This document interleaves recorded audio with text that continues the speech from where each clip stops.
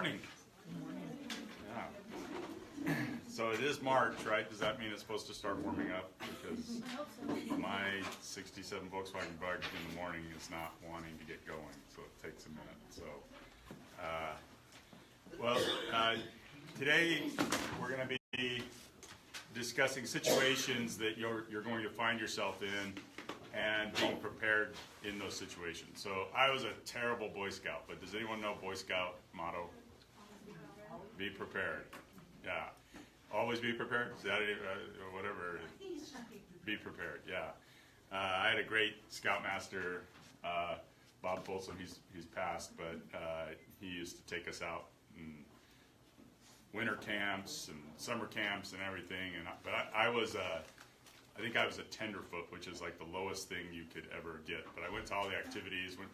I earned a bunch of merit badges that I never turned in, and I wasn't about doing the work. I was about doing the fun. So, but I do believe in being prepared, and we're going to talk a little bit about that today. And then I'm going to be challenging you on something.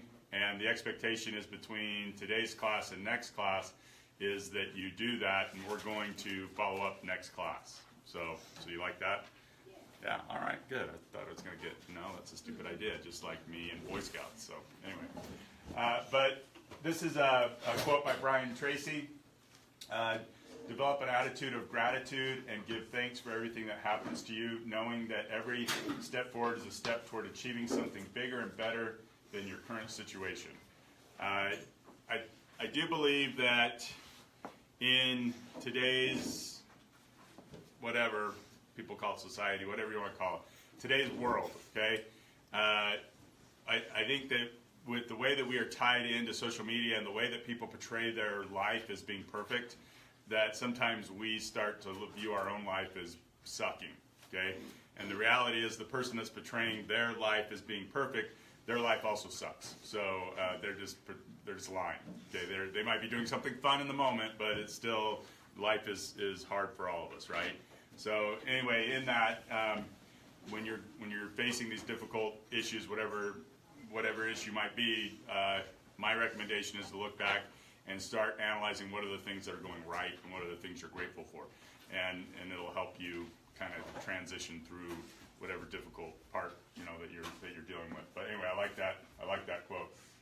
But I want to discuss today about scripting, and then again we're going to be challenging you to be writing some of your own scripts.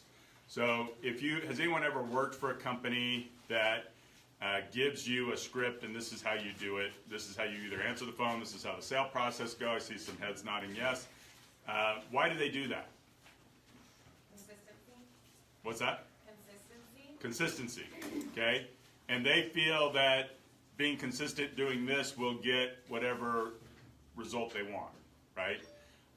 There was a time where I worked for Gateway Computers. It was a fantastic company to work for. It's not really a company anymore, which is very unfortunate. I think that their brand still exists, but anyway, I was in the sales department, and again, fantastic job. Made a lot of money, and there was no dress code. I literally could show up to work in a Speedo, and they wouldn't say anything. I mean, it was. Now I wouldn't show up to work in a Speedo, but the sales team, we had a way in which we had to answer the phone, and you had to answer the phone every single time that way. And this is the first line, which is ingrained in my head after working there for 5 years and doing this every single day. But it was, thank you for calling Gateway. My name is Tyler. What would you like to talk about today? That was the first line. And then from there, I got to deviate. But the first line had to be that. And if you did not answer the phone that way, and they monitored calls, and it wasn't that hard, right? That wasn't that hard. And it was kind of funny. What do you want to talk about today? And people would, I want to, talk about my ex-wife, and she's a brat, and blah, blah, blah, or whatever. But anyway, that company back at that point was very successful, and I won't go into the big issue of how one person destroyed Gateway. And to this day, if I ever see Jeff Whiteson, I'm punching him in the face. And that's not a lie. I'll go do the time to punch that guy in the face. Anyway, he destroyed Gateway, and I put that out there live. And that was a cool company. So, yeah, I'm not a violent person, but Jeff Whiteson's getting knocked right in the teeth. So, anyway, but whether it's Gateway or other companies that I've worked, because I've always been sales and marketing, or the companies that you've worked for, there's a script that they want you to follow, because they know that if you're consistent in this message, whatever that script is, that the desired result will be achieved. Okay, so just again, coming back to being a Boy Scout or a Girl Scout for most of us, right? But be prepared. What's the Girl Scout motto? I don't know. It's not be prepared, right? It's these cookies are great. I don't know. No. Now I've got a bunch of people that are going to hate me for that comment. But a script is to provide careful, considered details for an event carefully scripted to attract attention. So it's as a plan or action, that's what a script is, okay? So there's situations that you're facing right now, whether you realize it or not, that you should be prepared to do. And so that's today is trying to make you aware of that, because your dream of what you want is directly tied to you building clients. And this script and these situations are going to help you do that. Okay, so you can kind of float through it and not be ready and prepared, and that's fine. Or you can be ready and prepared, and when the situation presents itself, then you're going to be successful in that. So I show the school to people here at Austin Cade, and I showed it to many of you. And I have a script, and it's not insincere, and because it's all about the person coming in. And I have written it out before as I've trained other people to do my job, but I don't have it written out. I just have the concept in my head, and this is the concept. First off, I want to get to know this person. I really do. I want to know where they're from. I want to know what they're up to. I want to know what brought them in. I want to know what are the things, why are you here? What is it, what brought you here? And 100% of the time is that they have a dream that they want in working in the beauty space, okay? Then I want to discuss to them that Austin Cade is here to help them learn two major things. The first one being the craft. And I discussed how great our instructors are. And I say, if they're looking at it aesthetics, you know, people like our instructors like Susan, who are still out in the real world working in this industry. Okay, and talk about how classes flow and what they can expect. And then I discuss with them the other main thing that we focus on here, which is the business. I discuss the business classes with them. I discuss with them the industry as a whole. I discuss with them the app that I've developed to help people be able to go out and do this. And then I say, these are the classes, which class do you want to start in? And they typically choose a date, sometimes they don't. And then I don't care if they start that date, but I am going to hold them accountable, as some of you probably were held accountable, because when I sat with you, I probably said, when do you want to start?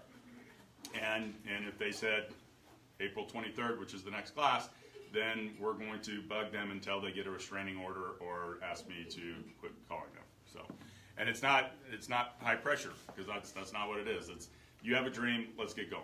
Okay, and that's kind of the script in a nutshell. Now, for you, these are some situations. Not to say that there aren't additional situations, but we have the 9 steps. First off, we talk about the 9 steps with you, but we don't give you a script. You should have something that you're ready to say during all 9 steps. And I don't care really what that is. Okay, I want it to be you. It's not me saying, okay, here's the 9 steps and this is what you say, because then you sound like turning 49 in April, then you sound like a 49-year-old man. How many of you are 49-year-old men? No. Okay, so I want your scripting then in these 9 steps in your greeting and the rest of the 9 steps to be yours. Okay, so find that. Write that out. How are you going to greet somebody? And there's different types of scenarios. There's the client that you have a very long-term, strong relationship with that you're going to greet differently than the client that's walking in for the first time. Okay? So that's another thing, is how do I greet a client that I'm meeting for the first time? How do I greet a client that I've done their hair but we're still building a relationship? And how do I greet a client that I've known for 10 years? And how would you greet that client, do you think? If you have a solid, established relationship and friendship with that person, how would you greet that person? Hug them. You're just going to hug them. Man, that's a pretty powerful greeting. Whether you realize that or not, that is a freaking powerful greeting. I'm just going to give you a hug. Because how many other places are they going to walk into that day, and that's not the greeting they're going to get? And it's not to say that they don't have that relationship. Because I have a gas station I like to go to and get my treats and stuff, and I chit-chat with the people. Guess what? I don't ever get a hug from them. And if I did, I'd probably be like, thank you.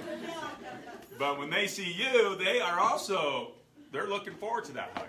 Okay? So anyway, in this, realize that this is simple. That's simple, right? So I'm like maybe overanalyzing it, but I want it analyzed at the same time. My greeting is different. And I know we've had students that it could be the client for the very first time, for the very first meeting, that would run up and hug them. And I've seen that where the client is kind of like, but at the end of it, there is a relationship that's there. So if you're comfortable with that, go for it. I don't care. Okay. Having a script ready for when someone pays you a compliment. Because what do people typically do when they're paid a compliment? Say thank you. Okay, so say thank you. I would love that if I agree, but I also don't think that that's the typical response. When someone pays you a compliment, or what do people do? They tend to deflect. Oh, like, oh no. Yeah, so, but I agree with you that you should always say thank you. Yeah, and if you do, that's great because you have more confidence in who you are. But people tend to deflect the compliment. So you say, oh, I like your hair today. Oh, really? No, it's not. Oh, yeah, you're right. I don't know what the hell I'm talking about. I just wanted to pay you a compliment, and you don't want to take it, so I'll just take it back. Your hair looks like crap, right? That's what. Right? You don't want my compliment? I'm going to take it back, and I'm going to slam you a little bit then. So I've seen this with people regularly. We had a great instructor, Heather. Mira is her name. She doesn't work here anymore, but still a great friend of ours. And we were down in Vegas, and I used to see this happen all the time. Heather is a redhead, and then she would put some more color in it, and her hair freaking popped, and it still does. Okay, so we're down in Vegas at a show, and I'd seen this happen more than one time, and this lady comes up and pays her a compliment. Oh, I love your hair, and oh, thank you, and that was the end of it.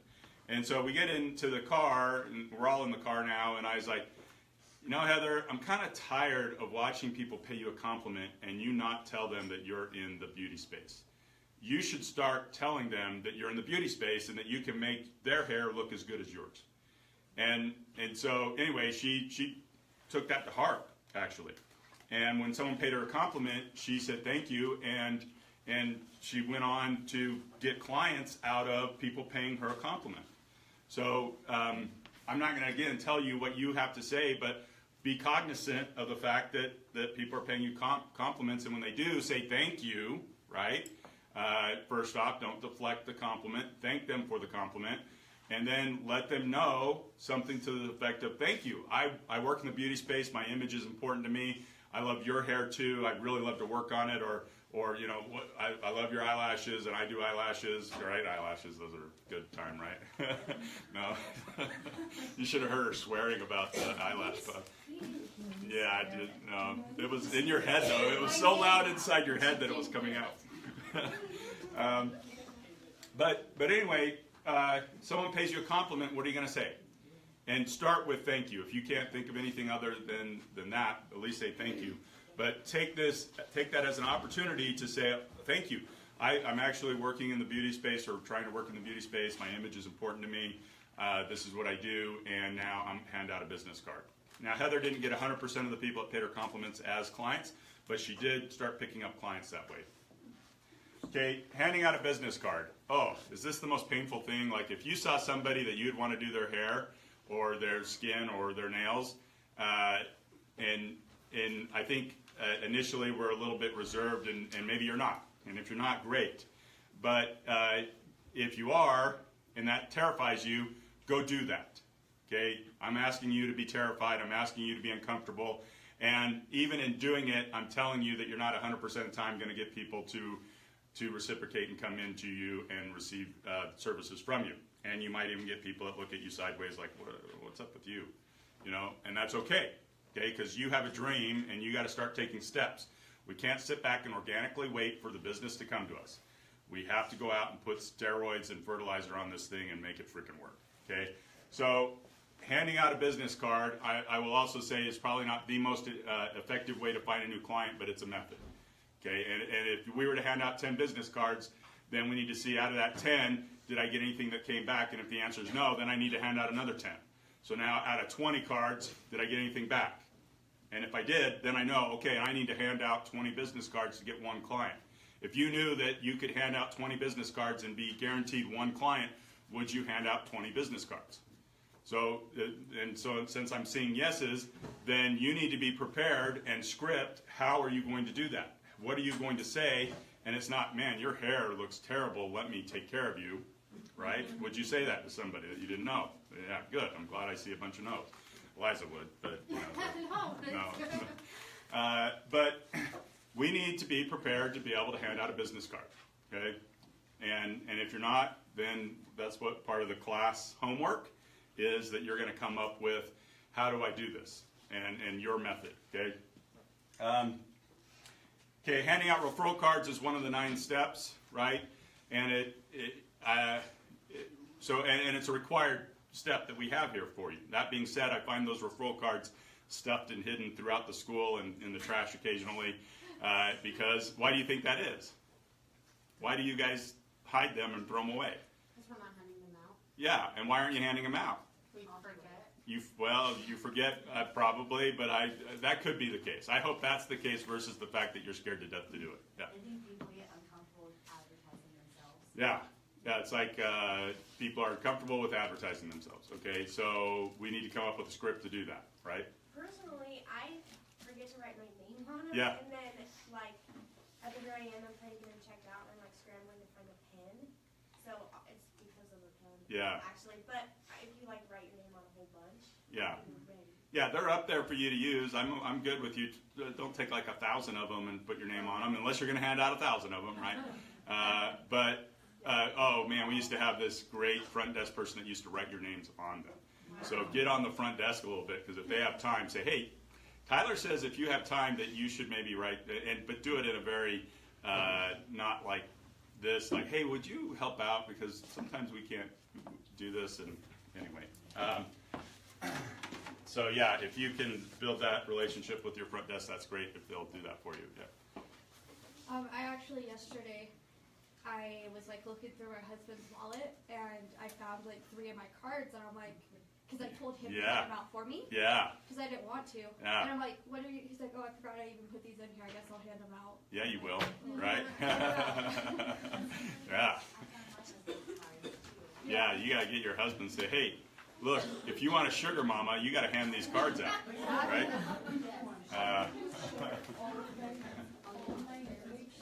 So retail. So another one. So if you're a little bit afraid of handing out a business card, handing out referral cards, I guess here statistically we're showing that people are just going to put them in their pocket, forget about them anywhere. So what do you freaking care, right?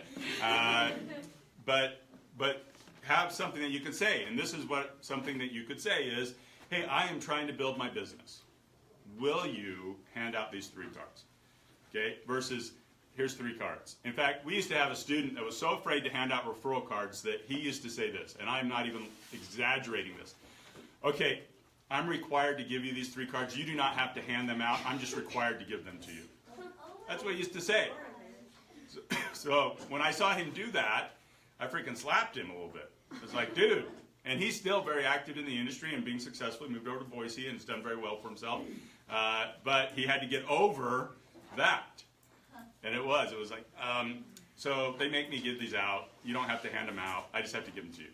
It's like, no, you do have to hand them out. Remember. I think if you're struggling with that, you understand the incentive program and look at it as in you're giving them something Yeah. else because there is an incentive for Yeah. them to do it, and for the people they refer. Yeah. So you're doing them a favor really by giving them potentially some services. Yeah. So by that, okay, we have a reward program, and here's the rewards as these cards come in. And again, as you leave, your reward system should be every single time you get something.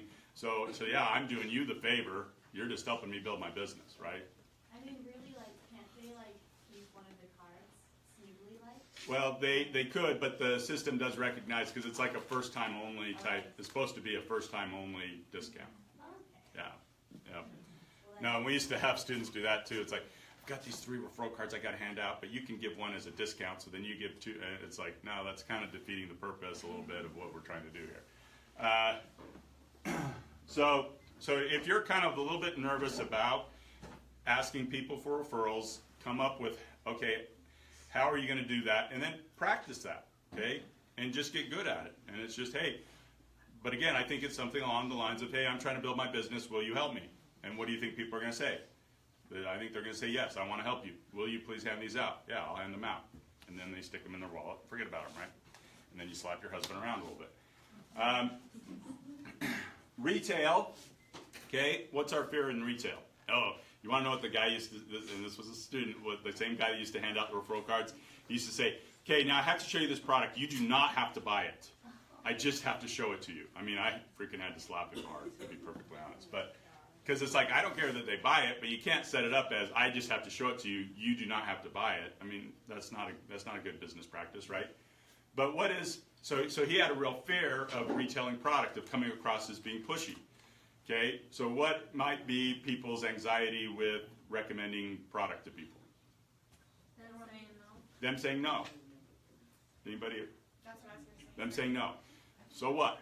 What's that? I think the price. I hate how much Yeah. tall products are. They're Yeah. so expensive. They're expensive. The price is high, and we didn't choose the cheap product. Right. In fact, when we moved to Idaho Falls, we carried a brand called Pureology, which is the same price point. 10 years later, we're at the same price point. And when I was walking around talking to salons, and they said, what product lines are you going to carry? I said, well, we're going to carry Redken and Pureology. And they said, you'll never sell Pureology. So guess what? Pureology outsells Redken 2 to 1, and it's double the price. So that is, I'm gonna just, and it's not me taking a jab at you, that is your problem, not their problem. I'm just cheap. Yeah, and that's I get okay. it for my discount. So Yeah. I'm just cheap. But now don't give your clients the discount though, right? But it's just, hey, that's what the price is. And these companies have a ton of money wrapped into research and development. These products are really high-end, good products. There's not snake oil. It's good stuff. And so, but the price point is a little challenging for you. And that's okay, because there's still great products out there that the price point can be lower. Allison just doesn't care. And she's like, oh, I love this product. I don't care what the price is. And we still sell it. So it is, yeah. So, like, I used to work at Best Buy, and we always had to, like, sell. Yeah. You have to upsell everything. And it was really, really hard at first, but then, like, you think about it, whether they buy it right now or not, they're going to remember what you told them and probably do it later. Yeah. You are helping somebody, even if it's uncomfortable. Yeah, no, sales makes the world go round, and it is informing them on why the price point is higher. And then if they buy it and love it, great. If they buy it, don't love it, bring it back. We'll refund your money. So that's the truth here. So here and then here and then. Like the Kevin Murphy stuff, I tell a lot of my clients, I send a lot of them home with the mini ones. Right. And I'm like, try it, see how you feel about it in your day-to-day life, and then the next time you come in, we'll get the big bottles. Yeah. So that way they're not paying $60 for something they may or may not really understand or like as much. Yeah. But with the minis, they're only like $5 a pop. We can just keep trying them until they find the one they like, and then once they like it and know how it feels at home, they're going to be more inclined to buy the bigger bottles. Yeah. No, thank you. Bernie. I was just gonna share a little story. My son the other day asked me for something, and he's 9, and I said no, and he goes, so what you really mean is not right now. Yeah.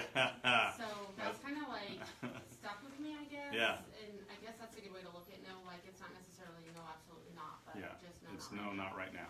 And your clients might be in that category. They could be, well, yeah, let me get paid, and then I'll come back in and buy it. But I think starting them in it so that they know that if they even like it, I think that's a great method too. But don't fear retail. I'll say that our industry fears it so much that a high percentage of people are out there working every day and they don't retail a single item.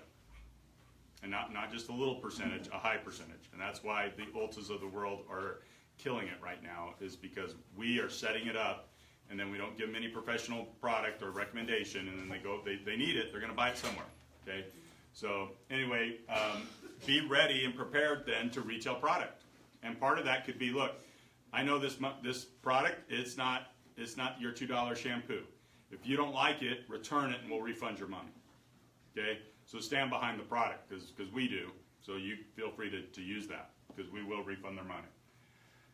Okay, rebooking is the most important business step you're ever going to do, and it's one that you're going to need to take time to educate the client on, but you need to be ready.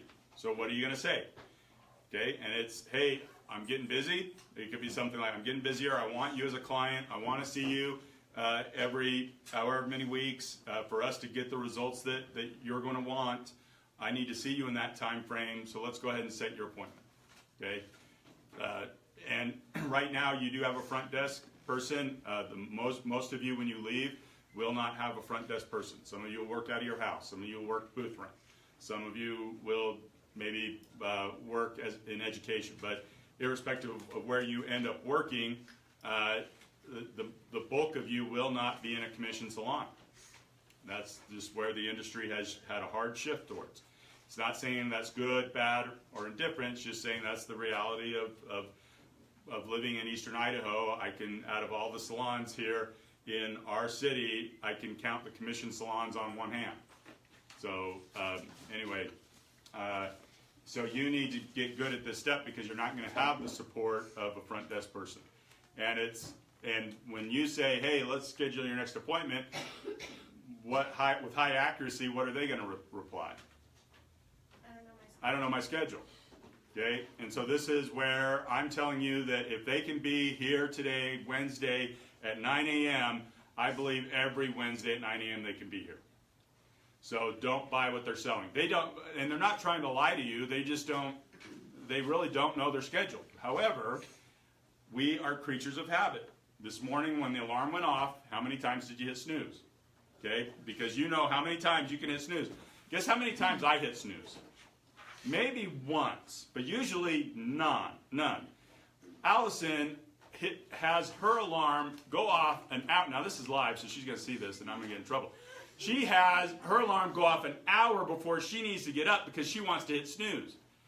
Now I don't complain about it too much, but every time she does that, I'm just like, you got to be freaking kidding me, because now my sleep is disrupted because you can't get your butt out on the first ring. Okay? I love my wife, though. I want to emphasize that.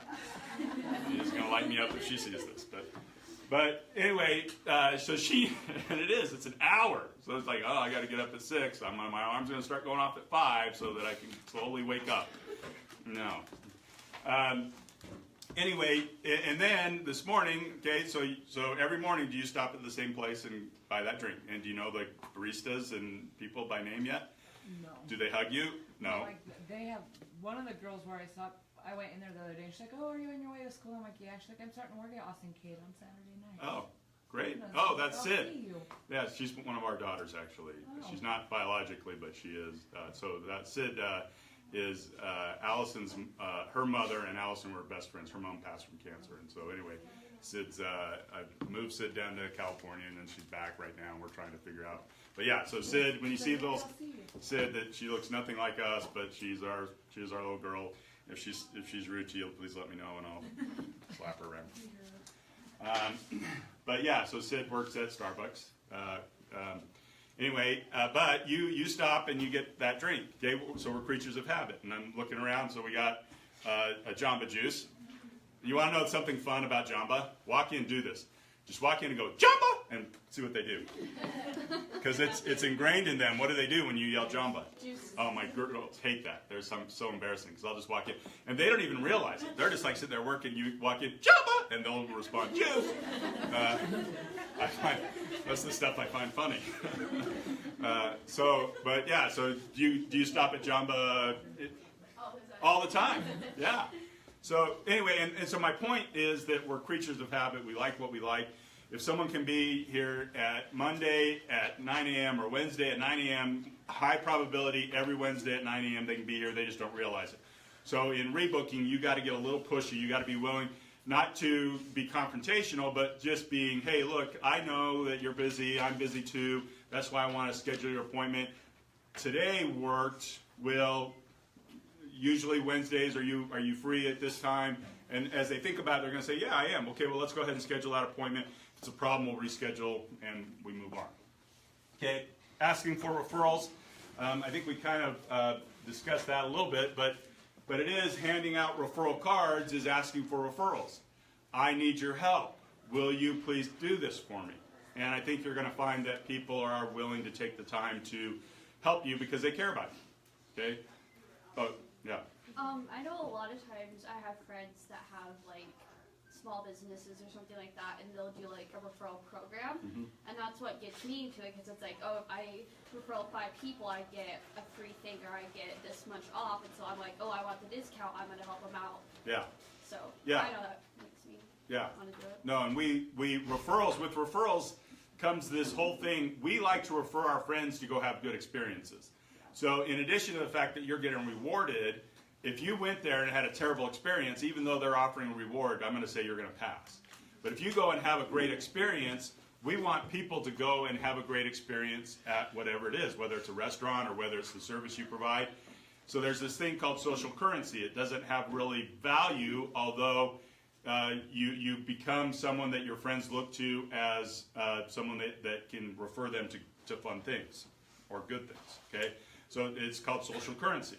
And so people want social currency. We want our friends to go have good experiences and say, wow, Burgundy, that was the best restaurant I've been to. Thank you so much for referring. How do you feel when someone comes back to you and says they had a great experience? Thank you for referring that to. I mean, there's like a connection that will happen, okay?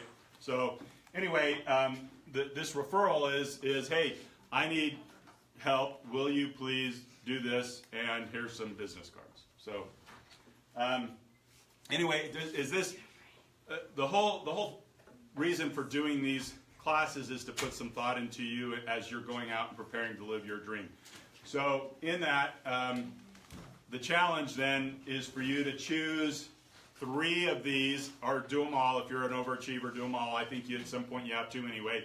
I think that you should have a notebook that you're keeping this in, and you can refer to your scripting. And then be aware of situations. So as you're going through your day, if someone pays you a compliment, you're ready to accept that compliment and hand out a business card. Okay? And if handing out business cards to complete strangers terrifies you, do that. Between now and next class, do at least one. And in doing that, you're going to find that you're going to grow as a person, and it's going to be painful and all that, but you're going to have done it. Right? Is that terrifying to you? Slightly? No? You're good with it? All right, good. Anyway, so these are, and it's not to say that these are the only areas in which you need a script. And all I'm saying is, hey, let's be prepared. Because as we're prepared, we become polished. And as we're polished, we set ourselves apart. And so, and I believe that scripting will help you be ready and prepared. Because if someone asks me, at any given time, I can be anywhere in the United States or in the world, and someone says, well, what makes Austin Cade a better school than anybody else? I have an answer to that. And I've been working on that answer for 10 years. And my answer does not bash my competition. My answer just focuses on what I do, and this is what we do, and this is why I feel we're a great solution for people.